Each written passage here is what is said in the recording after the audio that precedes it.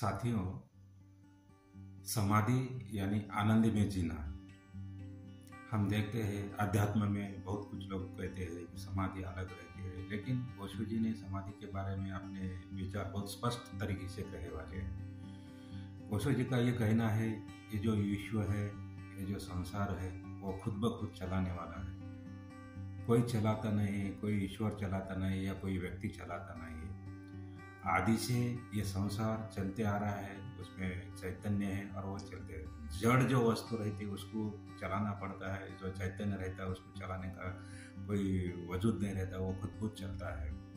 तो वो हिसाब से ये जो हमारा संसार है, हम बिना मांगे इस कुदरत ने, इस निसर्ग ने हमें इतना दिए वाला है, अपार दिए वाला है।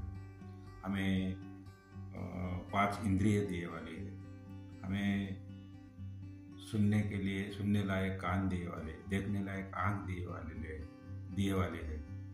तो हम इसकी तरफ देखते नहीं, और जो चीज़ नहीं मिली है उसके पीछे हम भागते हैं और हम दुखी बन जाते हैं। कुदरत ने हमें अपार दिए वाला है, बिना पूछे बिना मांगे दिए वाला है, मुफ्त में दिए वाला है। वो मुफ्त में मिले वाली चीज़ को हम समझते नहीं, और जो ये चीज़ों को समझता है और वो समझ के वो उनके हिसाब से चलने की कोशिश करता है, सच्चा वही कभी आनंदी रहता है, वो कभी दुखी नहीं हो जाता है। तो वो हिसाब से हर इंसान ने, हर मनुष्य ने, और जो ये समाधि की जो स्टेज एक अवस्था है, ये अवस्था पे तुम जाना चाहिए।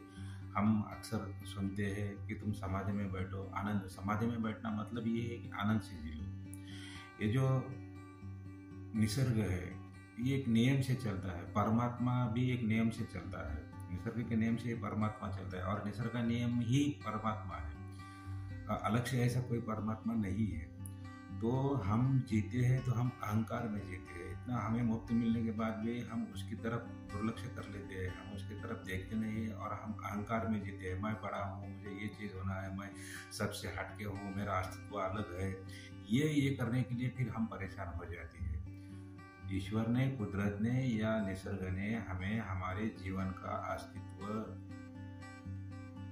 प्रतीत करने के लिए हमें प्रज्ञा दी वाले। हम प्रज्ञा का उपयोग नहीं करते। प्रज्ञा यानी बुद्धि है हमारा, प्रज्ञा। जैसे भगवान गौतम बुद्ध ने प्रज्ञा के बारे में बहुत कुछ बोले हुए। तो प्रज्ञावान व्यक्ति कभी परेशान नहीं होता, सुख दुख उसके लिए समान रहते हैं। तो यह अहंकार जो है, हम सबसे बड़ी और जो जटिल और सबसे बड़ी समस्या ये है कि ये जो हमारा अहंकार जो है, वो अहंकार ही हमें परेशान कर देता है। जब इंसान, मनुष्य अहंकार से दूर हो जाता है, तब वो खुद ब खुद आनंदित रहता है। तो उसके लिए एक अवस्था दिए वाले, एक पद्धति दिए वाले, एक साधना दिए वाले, उसे ही समाधि कहते। समाधि जब लग जाती है, तब जब कोई व्यक्ति समाधान में रहता है तभी उसको समाधि लगती है।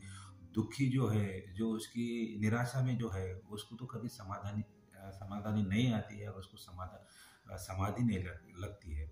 तो ये हिसाब से हमारा समाधि की तरफ देखने का सीधा और सादा सिंपल नजरिया यही है कि भाई तुम निर्विकार रहो, निर्विचार रहो, निहंकार बनो। निहंकारी, अहंकार ही तोड़ता है, निहंकार जोड़ता है। और जोड़ना ये यानी मतलब परमात्मा के साथ में चलना है। भगवान गौतम बुद्ध, महावीर और लाओ से, तो इन सब महात्माओं ने कहे वाला है कि ये निसर्ग जो है अपने आप चलता है, संसार अपने आप चलता है, कोई चलाता नहीं, वो खुद चलायमान है। और उनको भी हमने नास्तिक कहे वाला है, लेकिन सच्चे इसमें जो वो तो बहुत ही अच्छे आस्तिक थे। वो धर्म के रक्षक थे। उन्हें धर्म क्या चीज़ है, धर्म यानी वो जो कट्टर धार्मिक क्यों थे, तो वो उसका धार्मिकपन बोले तो वो निसर्ग के कानून के हिसाब से चलना है।